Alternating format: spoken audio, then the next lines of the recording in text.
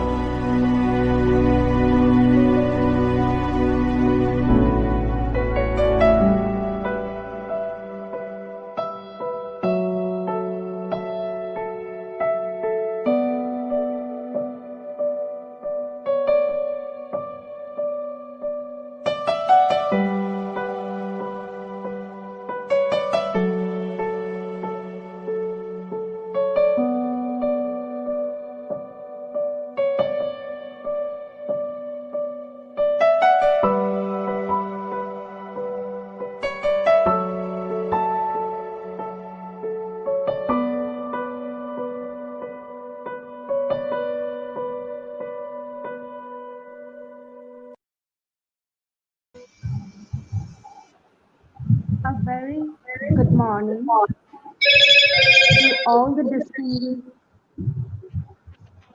A very good morning to all the distinguished delegates, partakers, and our virtual participants. I'm Srija Konak, convener of this one-day national level webinar on the Ganga in Varanasi, a poem, a myth, an ideal.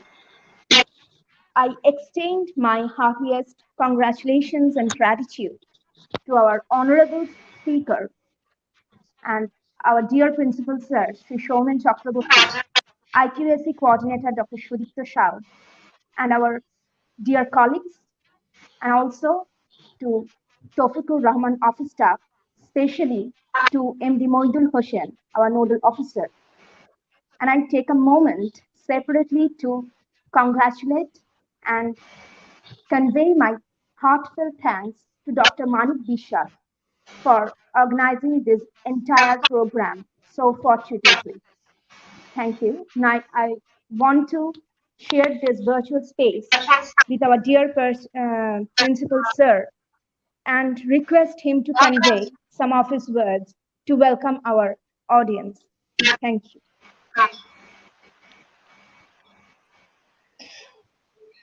Thank you, Shrija.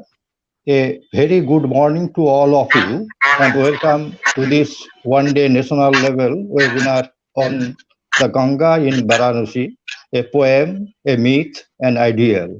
organized by IQAC Nagar College.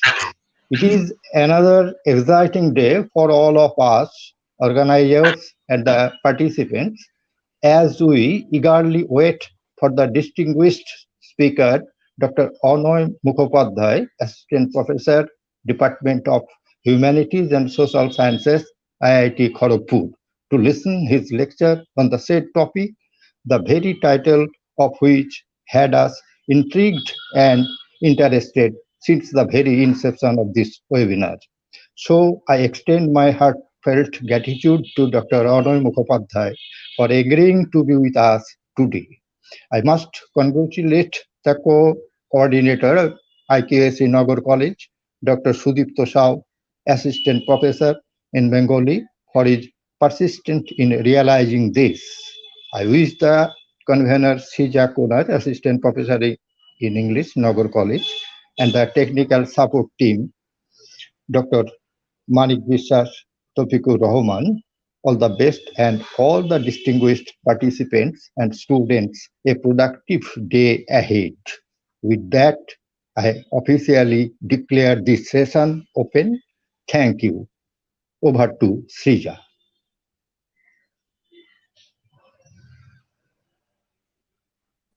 Great words. Now I want to request Dr. Sudipta Shah to spare some of his words on this event. Thank you, sir.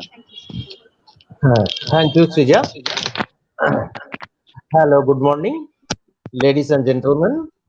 I am happy to share this virtual space with all of you. As in this year's pandemic situation, the virtual world turns out to be the actual. I convey my greetings to Dr. Anand Mukhopadhyay for being with us. This event reminds me of Sundarlal Mohguna at the time of Chipko movement. Uh, and I think we need to revitalize the spiritual sense of a world view of the harmonic relationship between man and nature. Thank you, everybody. Now I transit this space to Srija Kona, our honorable Dr. Anand, the Srija. Thank you.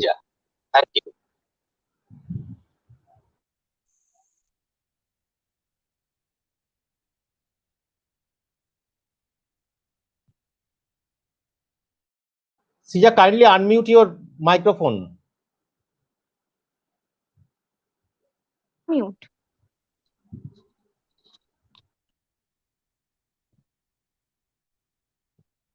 Am I audible? Perfectly audible. Am I audible? Perfectly audible. Yeah. Okay. Okay. Yeah, go ahead. Happy to introduce. I'm happy to introduce Dr. Anoy Mukhopadhyay, our honorable speaker, with all of you. He is currently working as an assistant professor in the Department of Humanities and Social Sciences, IIT Kharagpur. Previously, he was a faculty in Banaras Hindu University and also in the University of Bardwan. He is the associate faculty in the Center for Advanced Studies, Nepal, and also authored different academic books published from Germany, UK, and USA. And we need not mention his academic excellence thus. And he successfully completed his course on Hinduism, ritual, caste, and gender, offered by Oxford Center for Hindu Studies. His independent works as The Goddess in Hindu Tantric Traditions, Devi as Corpse, has already been published by Routledge, and Why Fiction Matters by Pencraft, and Literary and Cultural Readings of Goddess Spirituality, The Red Shadow of the Mother by Cambridge Scholars. His book, The Authority of Female Speech in Indian Goddess Traditions, Devi and Woman's Pairing, is going to be published by Palgrave Macmillan. And he is also awarded by different accolades and awards in India, like Bharat Vikas Award, Yuva Ratan Award, and also Indira Gandhi Priyadarshini Award. And the wonderful fact we have come across recently that he is in the list of Asian Achievers by Rugadon Asian Achievers 2019. So we are really feel honored to have such an eminent academic personality among us today. And I wish this event would be a virtual vigor to consolidate our academic exercises. And I would like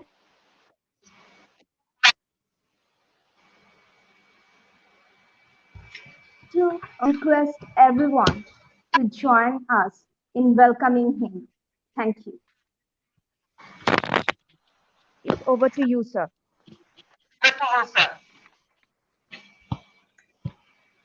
Okay. Thank you, Professor Chakraborty, Dr. Sao, and Srija for introducing me and for inviting me to this event. In fact, I thought of doing no more webinars when this invitation came, but when I was asked by Srija to speak on the river as text or something like that, the river basically, the river-based ideas, the cultures which flourish around rivers and on rivers. So when I got that invitation, immediately I thought of speaking on Kashi, on Varanasi. And whenever I am given an opportunity to speak on Varanasi, I'm quite happy because it's not just a matter of academic interest, but also a matter of personal interest for me. Since Varanasi is a city which is still very close to my heart, even though, I spent just, 3 or 4 years there. And the reason why I chose to speak on the Ganga in Varanasi is that when we look at the methodologies for understanding the cultural coordinates of our sacred rivers, we come to understand that we need a very different kind of methodology than what is provided by, say, the Eurocentric the non-Eurocentric models of eco-criticism, which talk about, respecting nature and that kind of thing in abstract terms. Because in India, sacrality of natural sort of phenomena is something which is a very complex thing, and it requires a very complex methodology to look into the sacrality of natural phenomena. Okay, so it's not just about a river being called a sacred river, it's rather about the feeling that a river is sacred.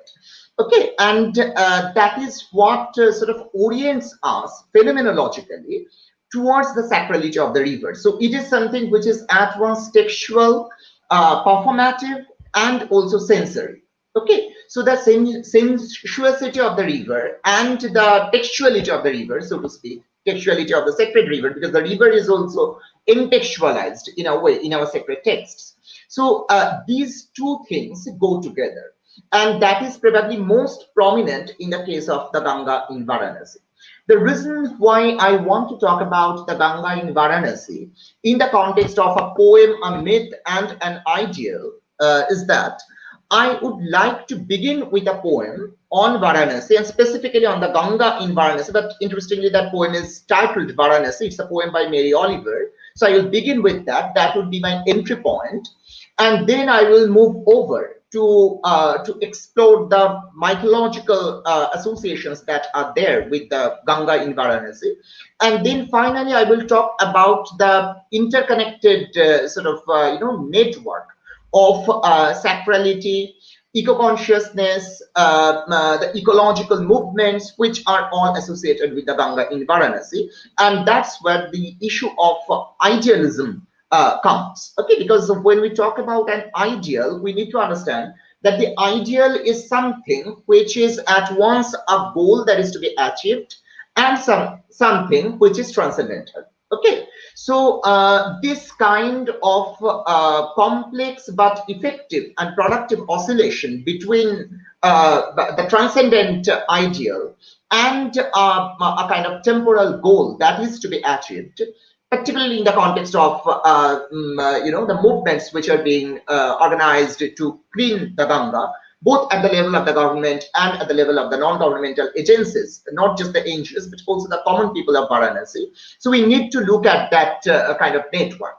of thinking about the Ganga in realistic as well as idealistic terms. But nevertheless, there the realistic thinking about the Ganga in Varanasi is deeply moved by the idealism which is provided by the mythological framework that talks about the Ganga being the most sacred river of our country. So first, I begin with this poem by Mary Oliver.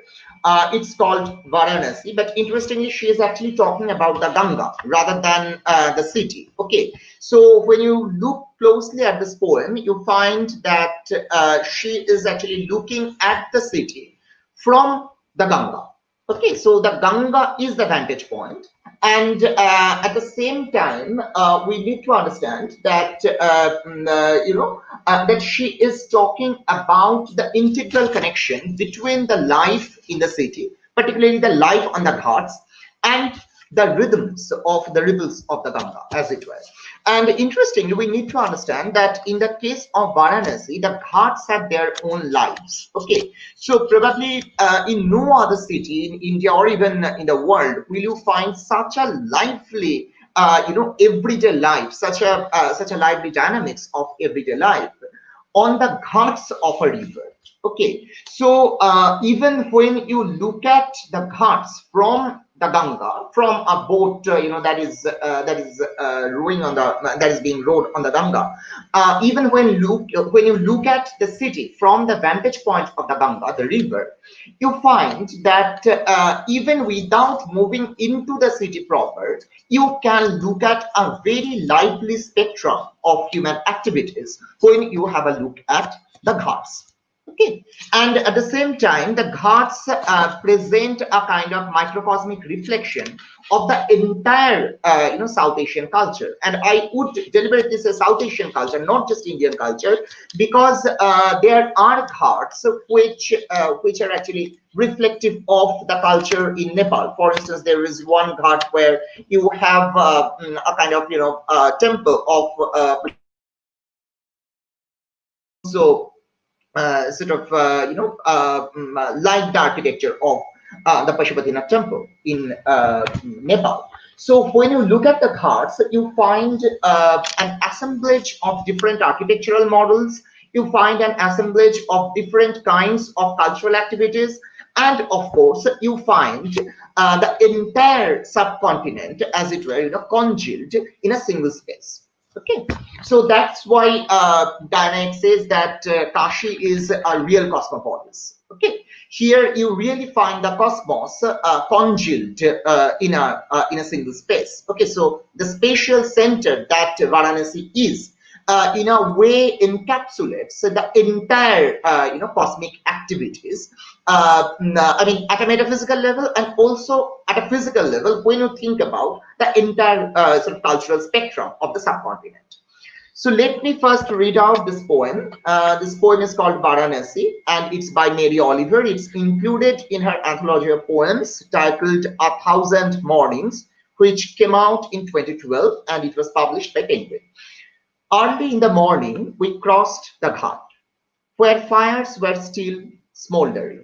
So most probably she's talking about the Harishchandra Ghat and the Manikarnika Ghat, where the fires continuously smolder because you have the crematoriums there, and gazed with our Western minds into the Ganges.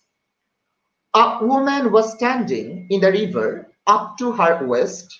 She was lifting handfuls of water and spilling it over her body, slowly and many times, as if until there came some moment of inner satisfaction between her own life and the river's.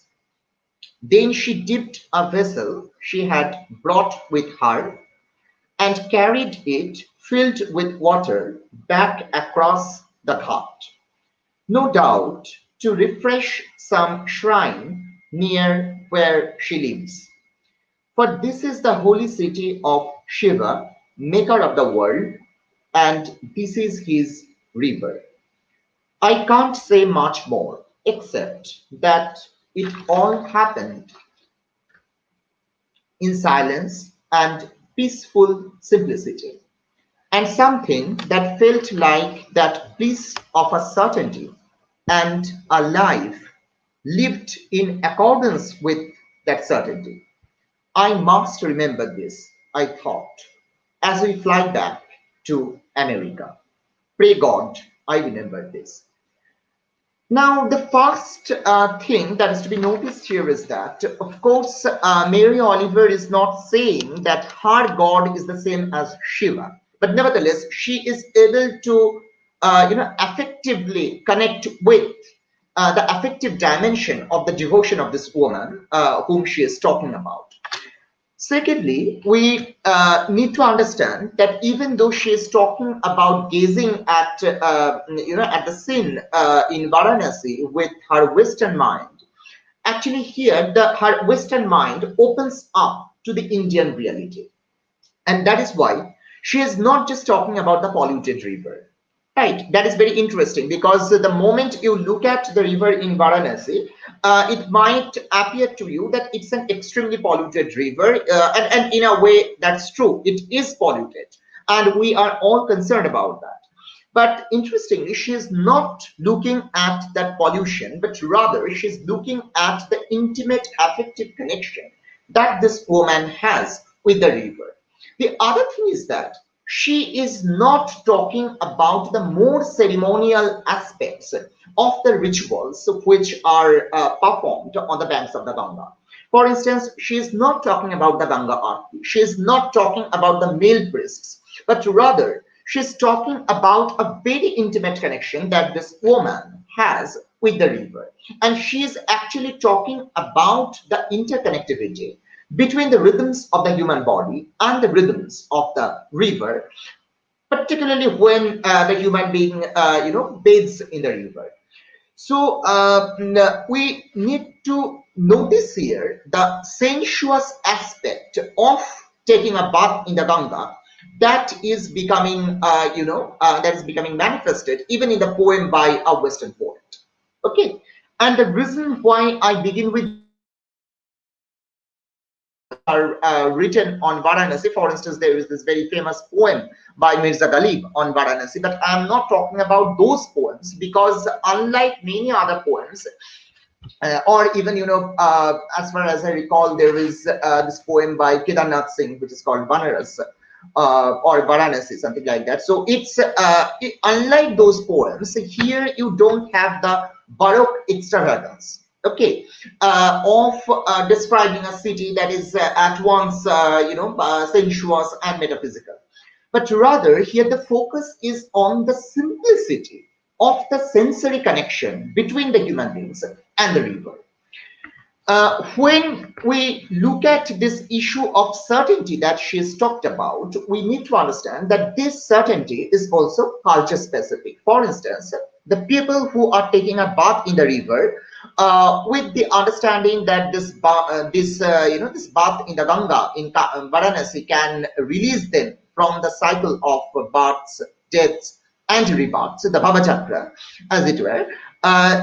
When we look at this certainty that Oliver is talking about, we need to understand that this certainty comes not just from a single, interaction, physical interaction between the river and the person who is bathing in the river, but rather it comes from a very complex palimpsestic textual tradition of foregrounding the sacrality of the river in Varanasi.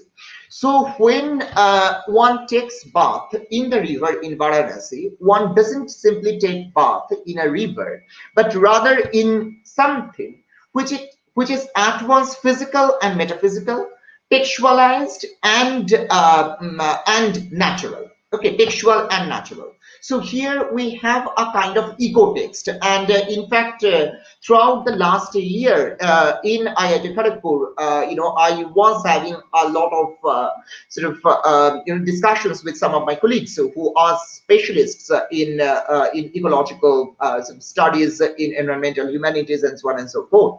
And I was coming up with this idea of an eco-textuality, particularly in the context of reading the sacred rivers in India, where when you take a bath in the river, you actually actually engage in a textual understanding of the river as well. But that textual understanding is not textual in the sense we use the term, but rather it's textual in the sense in which the human psyche can be seen as a text. Okay, because the sacrality of the Ganga in Varanasi is something which is deep rooted in the unconscious, or rather the subconscious of the person who is taking a bath in the river.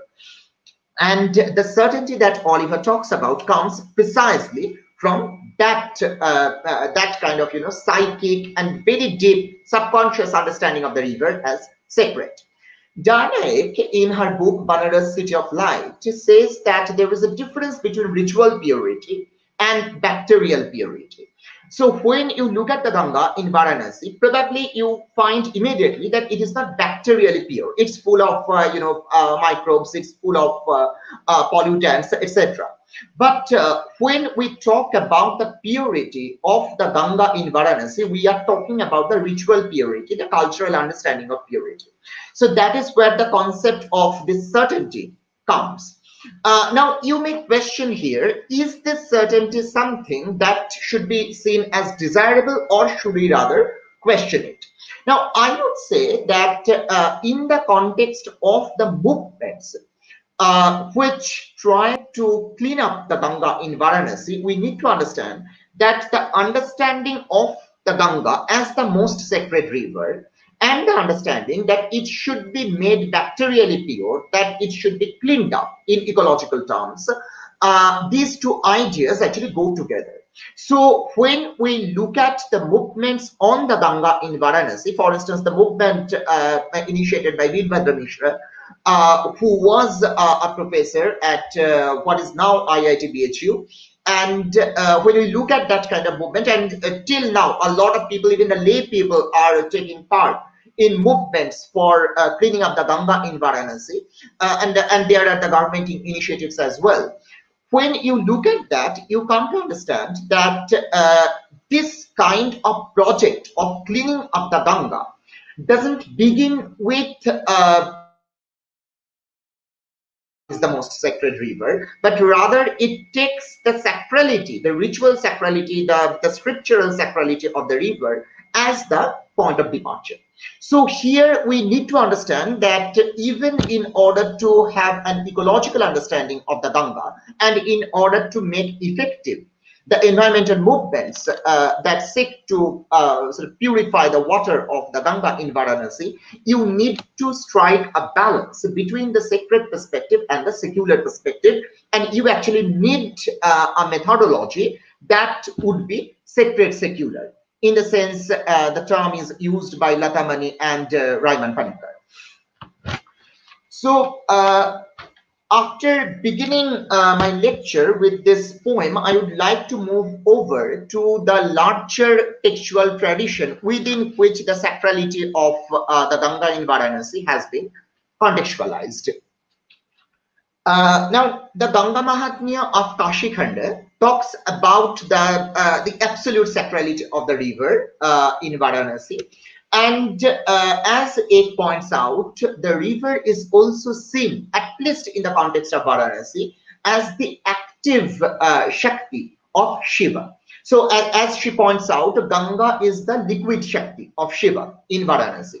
So Ganga is an ever-awake deity, as it were, who can give you what you desire, and particularly moksha in the context of Varanasi. And it is in this context that we need to look at the Ganga and the paradoxes which are involved in the sensuous sort of perception of the Ganga, because in a way, when you look at the Ganga in Varanasi, what you find is a source of tremendous natural beauty. If you look at the Ganga in the morning, particularly at dawn, or even at the time of the dusk, you will find that it's tremendously beautiful.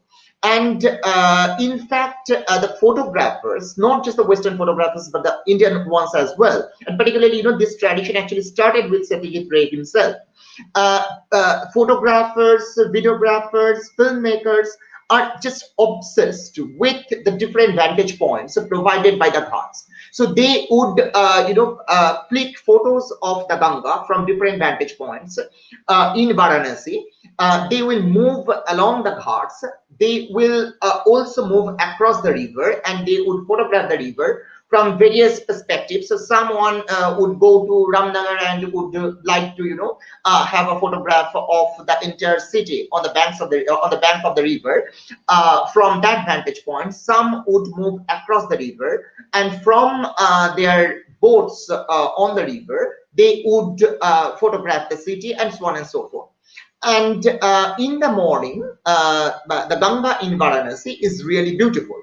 And when you read the poetry or the novels that are set in Varanasi, particularly in the context of the interaction between the river and the people in Varanasi, you will find a kind of continuous focus on this beauty of the river, the very natural beauty of the river. For instance, there is this book by Raja Rao on the Ganga Ghat, which was published in 1994. Then there are a lot of other Hindi writings as well. This is a book in English, but there are a lot of Hindi novels as well by various novelists and other writers. And Rana P.V. Singh, who was a professor of cultural geography at BHU, has actually worked on this. There is an essay by Professor Singh. It was published in 1990 in the National Geographical Journal of India, that was published by BHU, by Banaras Hind University. And the essay was titled Literary Images, Cultural Symbols, and Intimate Sensing, the Ganga River in Varanasi. And in fact, Professor Singh sensitized the scholars from various disciplines, from cultural studies, from geography, from archaeology, etc., from history. Professor Singh sensitized the scholars to the necessity to adopt a very different kind of methodology when it comes to the issue of the river in Varanasi, because he understood very well that the conventional methodologies of reading based on a river will not be effective in the context of the river in Varanasi.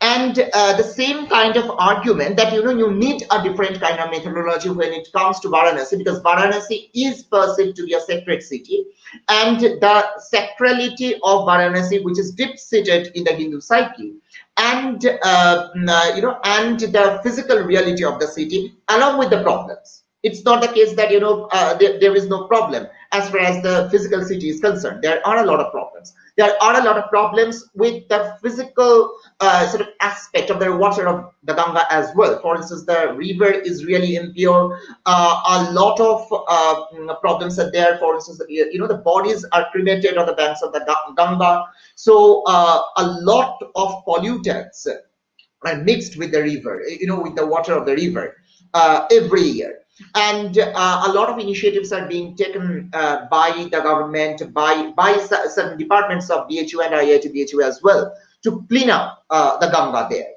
Okay, but the point is that when you look at this apparent paradox of a city where you have physical dirt, physical filth, and the perception of that city, the simultaneous perception of that city as a sacred city, when you have this apparent paradox, you need a very different kind of methodology to read that city. Okay, you can't just adopt a secular perspective and say, okay, this is a city which is physically dirty, so let's just talk about the dirt.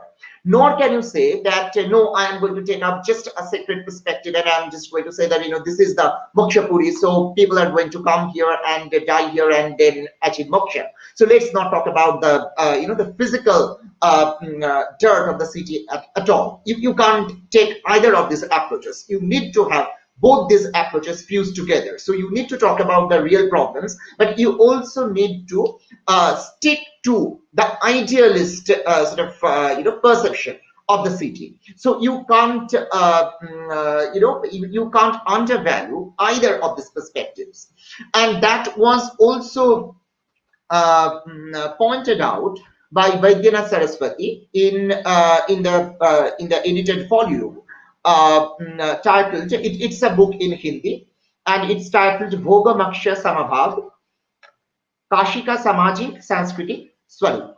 So in this book, it says that when we need to talk about Varanasi, we need a very different kind of epistemology, a very different kind of cultural epistemology, which would be able to look at the ethnographic dimension, which would be able to look at the sociological dimension, but which will nevertheless refrain from denigrating the sacred aspect of the city. Okay, this is important because the sacrality of the city is not something which you can really separate from the social aspects or from the quote-unquote real aspects of the city. Okay, so here in a peculiar way, the reality and the city as the ideal city, the Shiva city, etc. These two things must come together, and they must be fused together to make possible any effective kind of intervention in the life of the city, in the social life of the city, in the in the day-to-day sort of interactions within the city between the natural phenomena and the cultural phenomena, so to speak. And when we look at the mythology that is there regarding the Ganga in Varanasi, we find that interestingly, there are a lot of hints in the myths, in the Indic myths, about the geological realities of Varanasi. For instance, let me give you a very simple example. In the mythological traditions, you have the reference of the you have the reference to the Matsodari Tirtha, right? Now, what is this Matsodari? This is also very interesting because this Matsodari, which is sometimes called Matsodari or something like that. So there is a kind of colloquial term for that in Varanasi as well. But nevertheless, the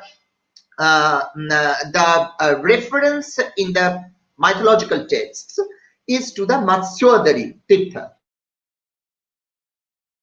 Writings of Narayana Bhatta, who wrote in the 16th century, we find the reference to the city of Varanasi formed like a fish, which which had the form of a fish within the udara or interior of the Ganga. Now, interestingly, when you look at the urban setup of Varanasi in earlier times, you find that there was a natural water system, thanks to which during the time of the monsoon, there would be flood in the Ganga as well as in the Varuna.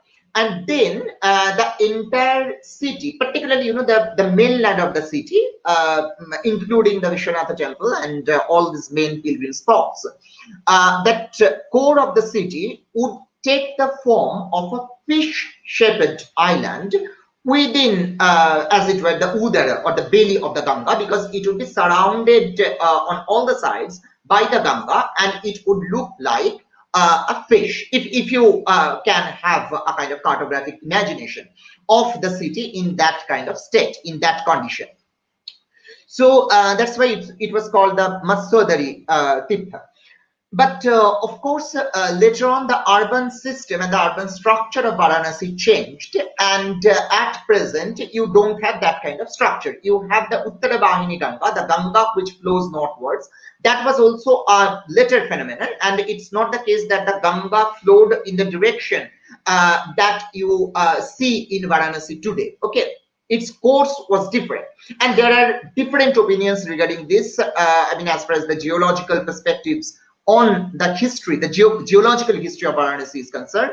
For instance, some people say that the course of the Ganga, which we find today, was originally there, and there is one work which actually talks about this. Yeah, there is this essay by K.N.P. Raju and Manish Kumar Pandey titled Varanasi: Origin and Growth from a Geomorphic Perspective. In this essay, they point out that probably the course of the Ganga, which we find today, was originally there, but somehow it dried up later on.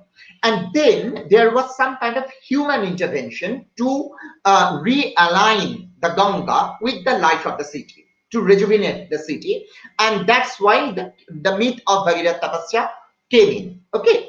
But there are other opinions as well. For instance, there is the work of UK Shukla and N. Janardana Raju in their essay titled Migration of the Ganga River and its Implication on Hydrogeological Potential of Varanasi Area.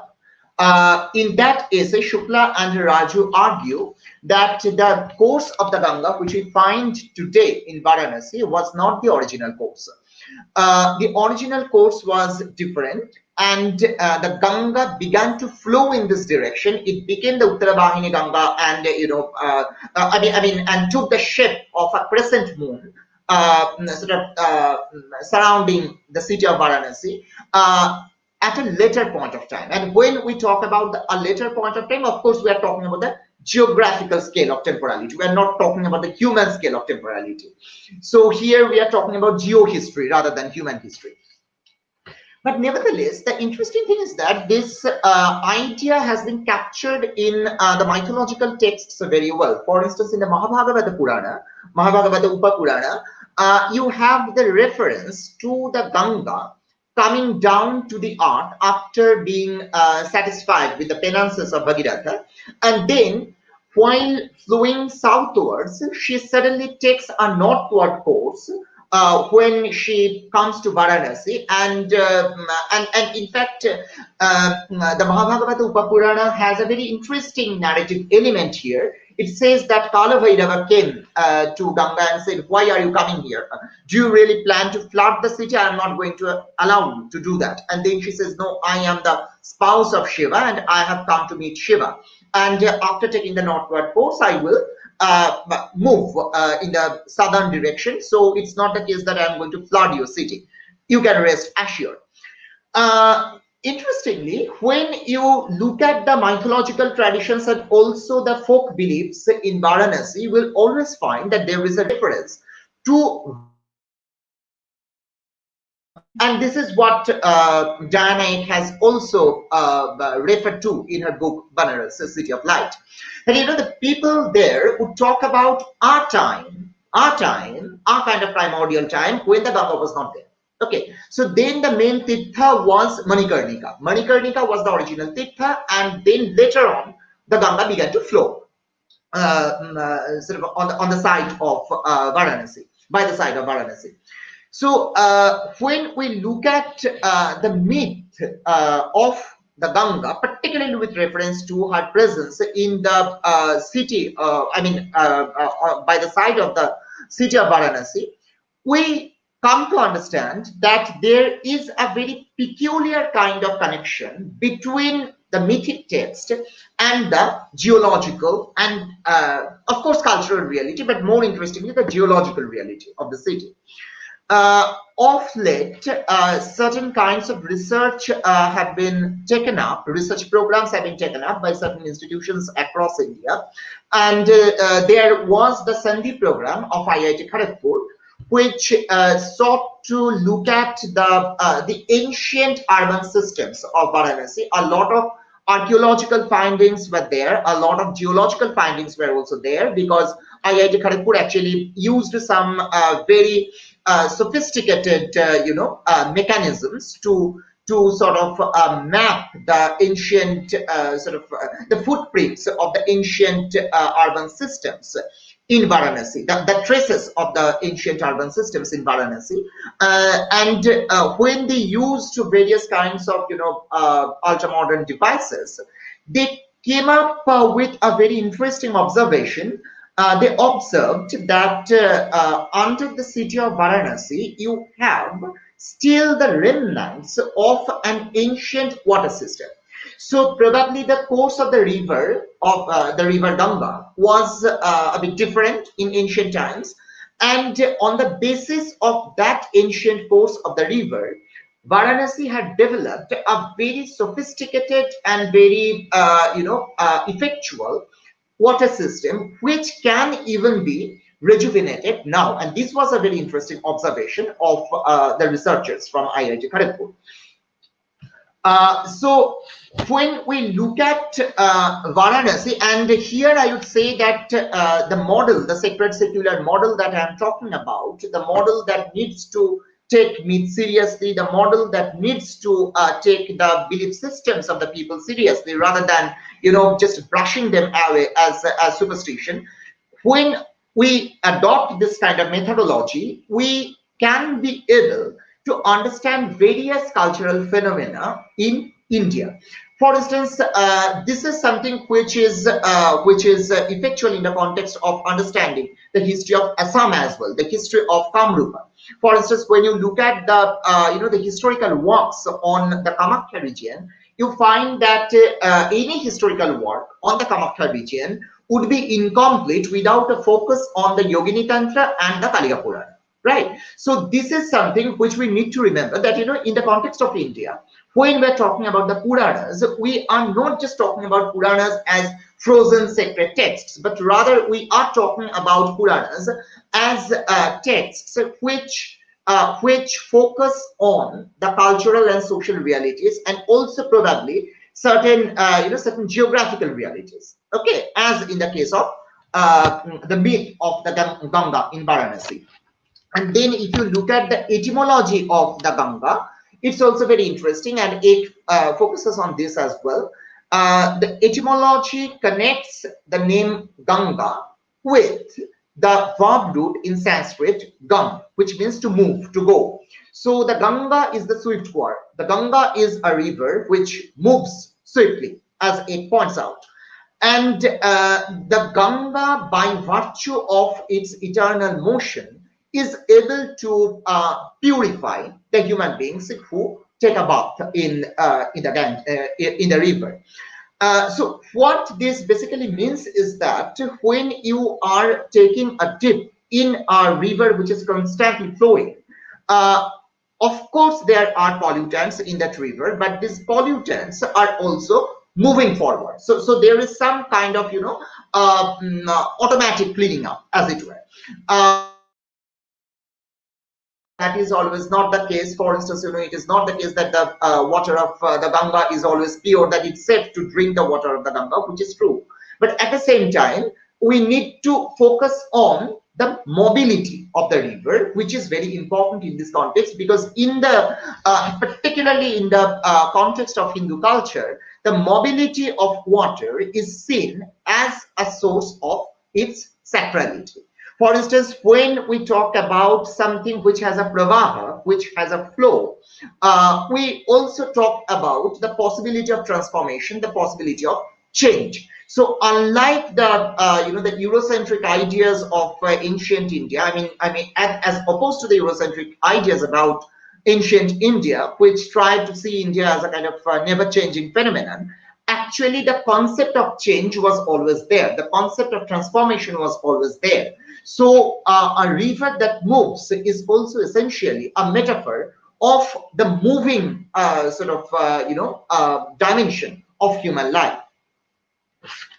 And finally, I come to this issue of the ideal. Now, what is the ideal as far as the Ganga in Varanasi is concerned? If the myth says that it's pure, it's going to give you release from the cycle of births, then it's fine. So, which other ideal do you need?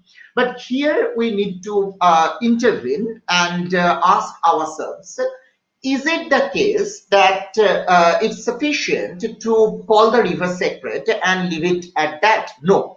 Because when we find a lot of pollutants, being accumulated in the river in Varanasi, we need to do something about it. Again, we are confronted with a paradox. It is a kind of metaphysical paradox and an ethico-spiritual paradox as well, as far as the Hindu belief system is concerned. Because if you say that the river is essentially pure, then how can you say that it needs to be purified, that its water needs to be purified? Okay, so is it not the case that it's automatically pure and purifying simultaneously? But we again need to look at the mythological traditions which talk about the Ganga, and you will find that in various Puranas it is mentioned that when the Ganga was supposed to come down to the earth, she herself was worried about the fact that she might get polluted. And in fact, in various Puranas, there is this statement that the Ganga was specifically worried about the possibility of getting polluted by by the people, by the wrongdoers, by the evil people who take a dip in the river to get released from their sins. So then it was said that a lot of sadhus, a lot of noble persons would also take part in the river, and they would sort of repurify the river. So we need to understand that our myths also hint at the possibility of pollution and the necessity for human intervention. Okay, and one such person who has taken up this project of who had taken up, because he has died, who had taken up this project of cleaning up the Ganga in Varanasi was Veerbhadra Mishra, who was the founder of the Sankat Mochan Foundation.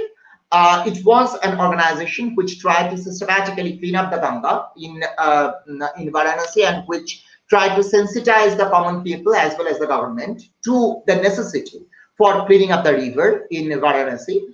And Veerbhadra Mishra was a professor of civil engineering at IIT BHU. He was honored by the UNEP, or the Environment Program of United Nations. He was also declared by the Time magazine to be the hero of the planet in 1999. Interestingly, when you look at Veerbhadra Mishra's take on this issue, you find a kind of productive use of the paradox that I was talking about.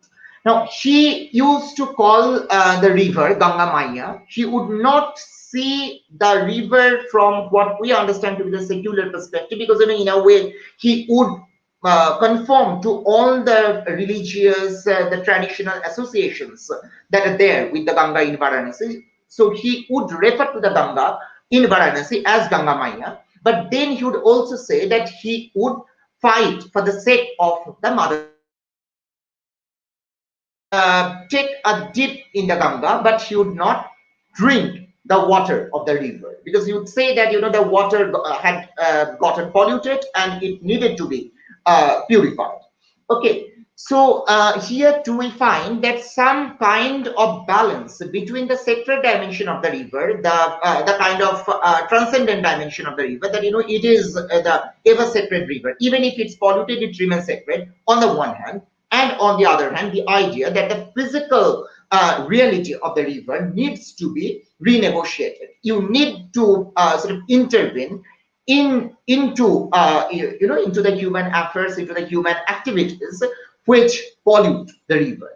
So that kind of combination, that kind of combined approach was there on the part of Veerbhadra Mishra, and Professor Mishra initiated this movement, which energized a lot of local people in Varanasi, and to this day the lay people of Varanasi, as well as many students from Varanasi University, participate in the project of sensitizing the common people to the necessity for cleaning up the Ganga. Okay, and then there are certain government initiatives as well. For instance, you have the Namami Ganga project, and there is this system on the ghats now that you can't really throw the flowers, the sort of the dried up flowers after your puja and all these things into the river. You have to drop those things into the trash cans which are placed on the ghats. Okay, so that the river remains, the water of the river remains unpolluted. So that kind of project is also there. And then when we come to the issue of the river from the perspective of the poetic, the mythic, and the idealistic dimensions simultaneously, we find that we also come across certain certain central existential conundrums regarding the status of Kashi as the Mokshapur. And here I would like to go back to a point which I had made earlier. That is, if Varanasi is the Mokshapuri, then it would be a place where you stay for the for just for the time being, in order to be carried across to the transcendental realm. So once a person dies in Kashi, they go to I mean they achieve moksha. They are given moksha. Ultimate spiritual liberation by Shiva. That is the idea. But if that is really the case, then what kind of approach do you need to have to the city? Is it a place where you live live, or is it a place where you just wait to live LAV, that place? Okay, so is it a living place, LAV, that kind of living place, or a living place, a place where you live, or where you dwell, where you reside? Because if it is a place which is to be inhabited for the sake of productive human life, then you need one kind of approach. And if you think that this is a city which is just meant for your departure to the transcendental realm, then you can have another kind of approach. Interestingly, here too, the myths come up with a very complex kind of paradox. If you look at the Skanda Purana and many other mythical texts, you find that they are continuously focusing on Shiva's almost obsessive attachment to this city. That Shiva loves Varanasi so much that he can't live outside Varanasi. He can never leave Varanasi. He can never abandon Varanasi. And that is why it's called the Avimukta Kshetra. The Avimukta Kshetra is the Kshetra which can't be left or abandoned by Shiva. So on the one hand, you have this idea that the person, the jiva, the living being who is going to die in Varanasi and to get moksha, is going to get rid of all the attachments of the world. While you have this idea on the one hand, on the other hand, you have this idea that Shiva himself is deeply attached to this city. So as it were, this city is located within, between the attachment of Shiva and the detachment of the jiva. Okay, but itself, you find that it's very difficult to pinpoint the exact approach, the exact existential orientation that the person living in Varanasi is supposed to have to the city and to the river in Varanasi. Because on the one hand, you have this, this majestic dimension of the physical reality of the city. It's really majestic. It's wonderful. If you look at the reflection of the lights from the ghats in the river in the evening, so particularly during the time of the evening art, you will find that it gives you some kind of, it appeals to your senses and not just to your soul or the spirit. So there is also the sensory dimension of perceiving Varanasi as a beautiful city. And so what do you do? Are you supposed to abandon that aspect, the sensory appeal of the city appeals to your senses, to your eyes, to your ears, etc.? Or do you try to strike a balance between the sensory appeal of the city and the transcendental appeal of the city? Okay, because that is also important for having an eco-conscious orientation to the river. Okay, if you think that the river is just a bridge between this world and the transcendental realm, then the river's value as a river, as a physical river, would be lessened.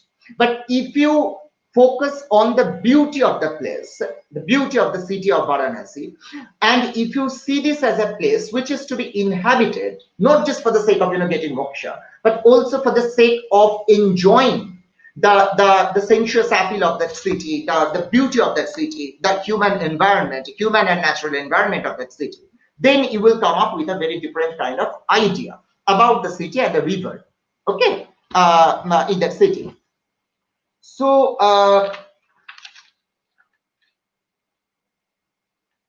And that is why I would say that when we look at the river in Varanasi, the Ganga in Varanasi, we also need to look at the central paradox of Varanasi as a city, which is at once majestic, beautiful, and said to be the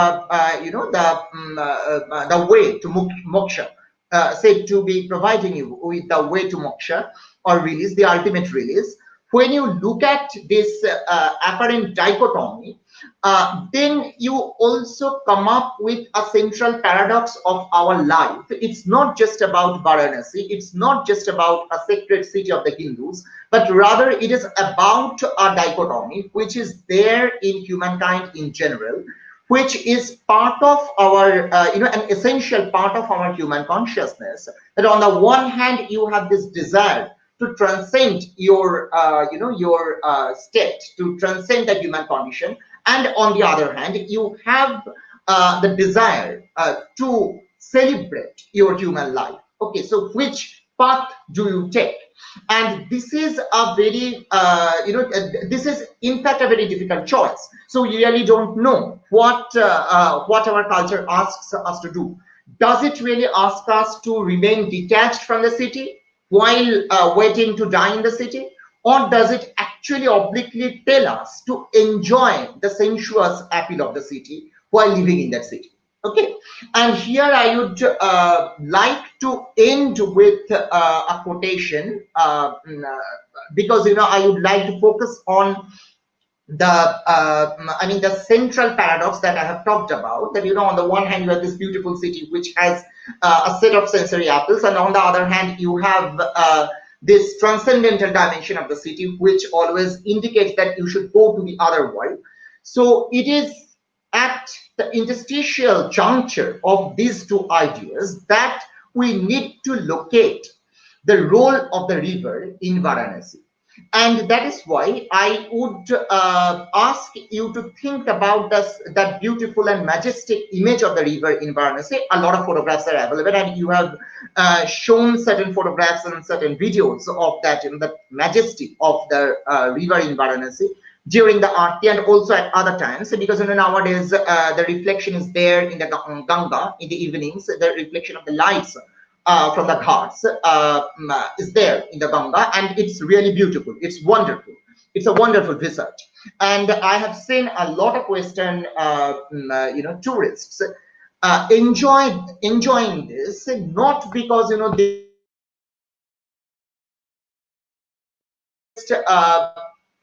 sort of taken aback by this enormous beauty of the city and the river. So they see the city primarily as a beautiful city and not just as a city which is to be seen as a gateway to moksha. And that is very interesting, because even when we talk about the Western minds, we need to understand that the Western minds are not homogeneous. Okay, all the Westerners have not seen Varanasi the same way. All the Westerners have not just said that it's a dirty city or that the physical reality is very filthy. They have appreciated it, and I have seen a lot of tourists there coming from the West, various parts of the West, who come there to enjoy the beauty of the city. The city is primarily a source of beauty, visual beauty for them. It's not primarily a source of physical filth. Okay, so which way do you choose? And I think it is in this context that we can remember Raja Rao's work on the Ganga Ghat, where he actually reflected on these central paradoxes of human life, the paradoxes which emerge from two opposite kinds of pull, two kinds of pull from the opposing directions. Okay, so on the one hand you have the lure of the physical grandeur of this world, and on the other hand you have the lure of the transcendental world, which is going to give you the release. So I would like to begin with a quotation from Yeats's introduction to Tagore's Gitanjali. You have all read it. There's no doubt about that. But still, I would like to read out one particular line, one particular passage, because I think in a way it encapsulates the paradox that I have been talking about. The paradox of seeing the Ganga as an ideal on the one hand and a reality on the other, and how you can relate these two things, the Ganga as an ideal and Ganga as a reality in Varanasi, and how can you try to synthesize the status of Varanasi as the Mokshapuri and the status of Varanasi as a beautiful city. So let me read out this passage. William Butler Yeats says in his introduction to Tagore's Gitanjali, we know that we must at last forsake the world, and we are accustomed in moments of weariness or exaltation to consider a voluntary forsaking. But how can we, who have read so much poetry, seen so many paintings, listened to so much music, where the cry of the flesh and the cry of the soul seems one, forsake it harshly and rudely? I would end by saying that when you sit on the Ganga Ghats in Varanasi, this is the exact feeling which you are going to have. It is not just about being released from the world, but rather having a loving and tender orientation to the world which you are going to live. So it is about questioning yourself, why should I forsake this world harshly and rudely? Even if I am to forsake this world for the sake of moksha, I need to have a last moment tenderness, as it were, towards this world that I am going to live. So that is why the Ganga in Varanasi ultimately teaches you to have a tender orientation, to have this kind of tenderness, to have this kind of love, as it were, the last moment love for the world. It doesn't just carry you towards the other world, towards the transcendental world. It also asks you to be forgiving, to be sympathetic, and to be loving towards the world, this world, the phenomenal world that you are going to live. Thank you.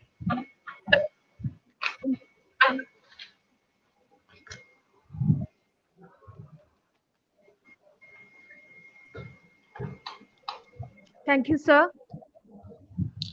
We have come across in this lecture some precious element to rediscover our past as myth and to reread our present as poetry and to foresee our future as an ideal. And in this lecture, he has traversed some important elements as well as deftly delineated and adroitly addressed some of the features which are related to methodologies to unravel the very textuality of uh, river itself, and which we generally come across in our literature.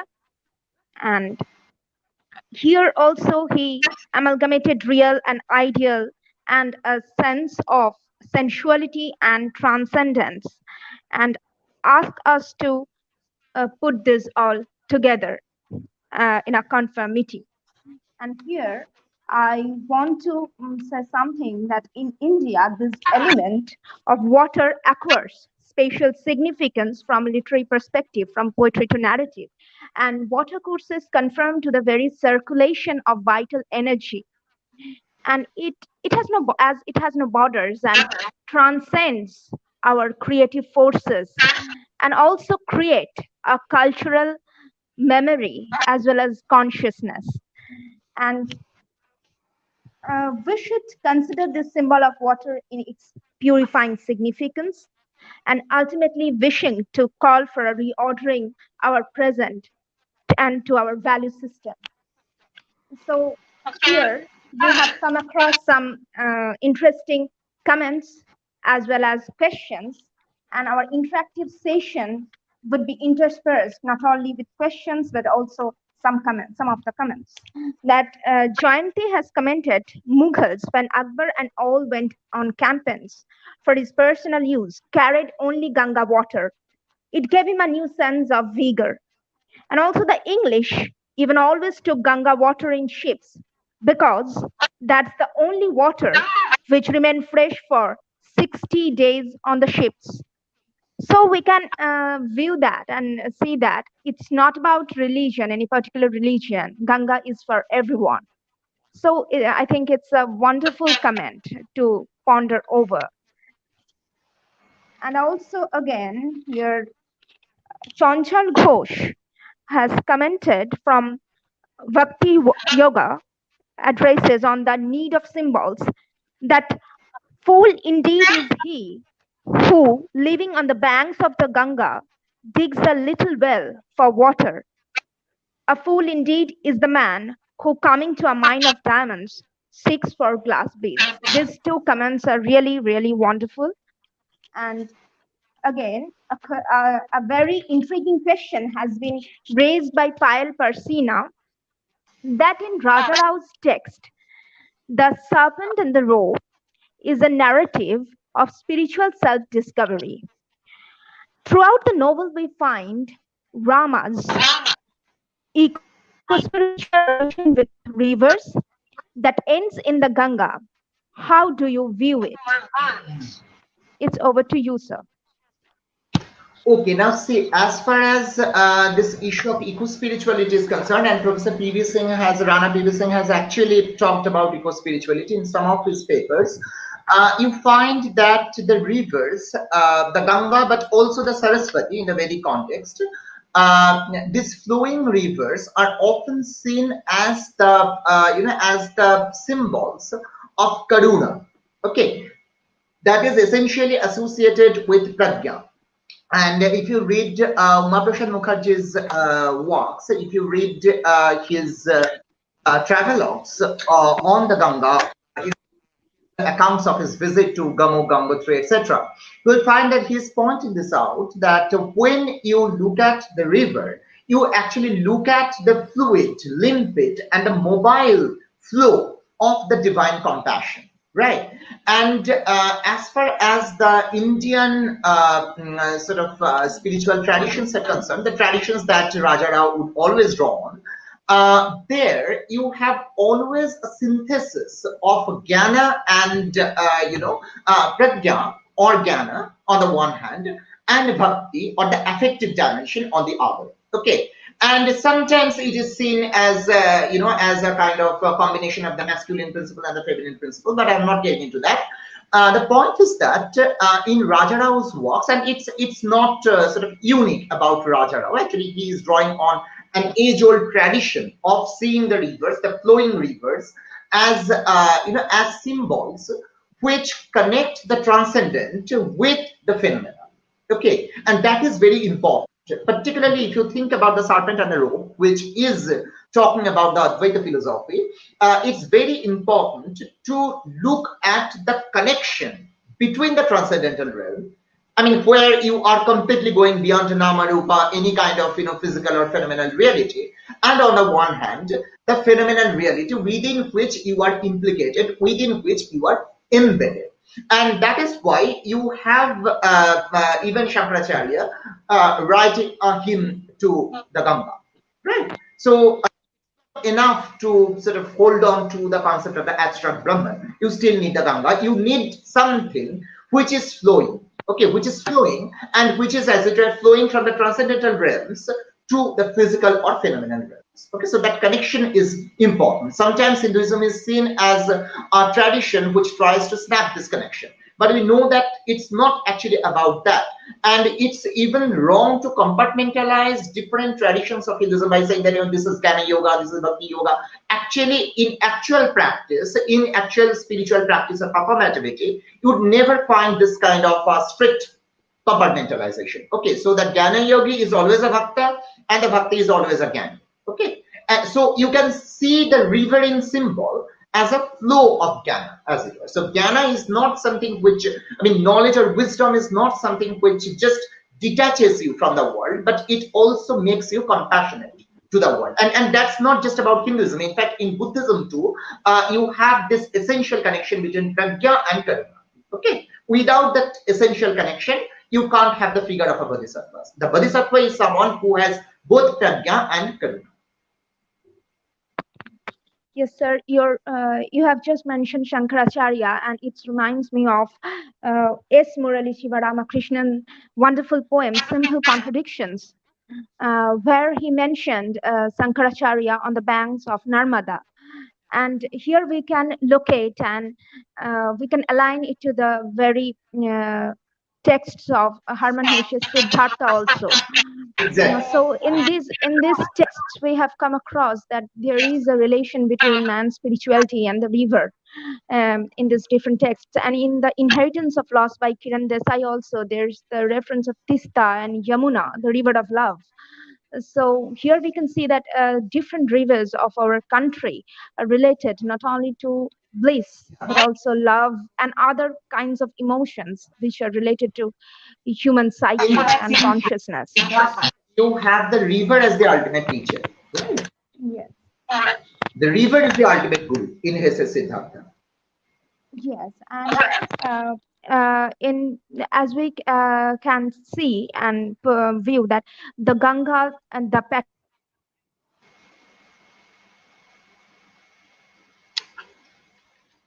patron deity Lord Shiva and the terrain of Kashi together from of this great city. And a poem says that the Ganga, Shiva, and Kashi, where this trinity is watchful.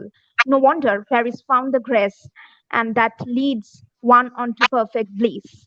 And also, it's very interesting that the ghats which you have mentioned, that the five ghats are related, that the Oshi Ghat, Dashattamedh Ghat, Manikarnika, Panchaganga, and Adi Keshava Ghat.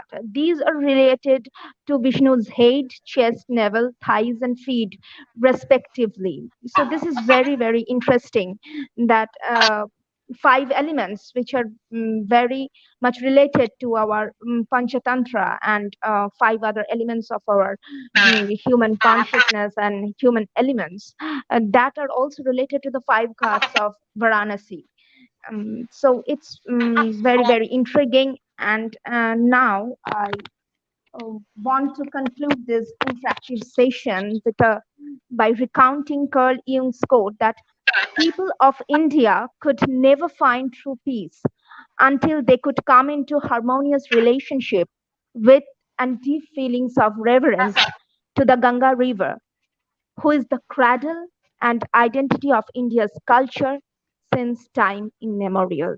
So it's really nice to mm, to ponder over something from a Westerner and from a man who is from West. And also, as Atharva Veda prays that may the waters brings us well-being, I want to conclude this session with that. In this strenuous situation and in our claustrophobic crisis, may this river, may this water really heal us, and we want this blissfulness in our life today. Thank you. And thank you, sir, once again for being with us and our audience and virtual participants to make this program successful, and Dr. Manik Bishash to, to conduct this entire program so effectively. I want to ask Dr. Sudipta Shah, is there our dear colleague Dr. Shatarupa Dashgupta on the back? Dr. Shatarapur has been with Oh, us thank you. I want to Yes, Srija, request. I'm there. to convey a vote of thanks. Srija, Okay. Srija, am I Uh, audible? Yes, she's yes, you audible. are Am I absolutely audible? audible. Yeah, Yes. perfectly audible. I Okay. want to request Dr. Shatarupa Dashgupta, our dear colleague,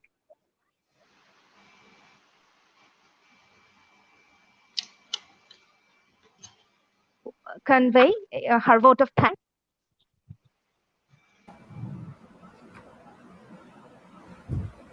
Thank you, Srija. Okay, I, Dr. Shatrupa Dashgupta, take this opportunity on behalf of the organizing committee to extend my deep sense of appreciation to Dr. Annoy Mukhopadhyay for gracing your lecture with your literary work on Varanasi and Ganga, and the excellent coverage of the different attributes.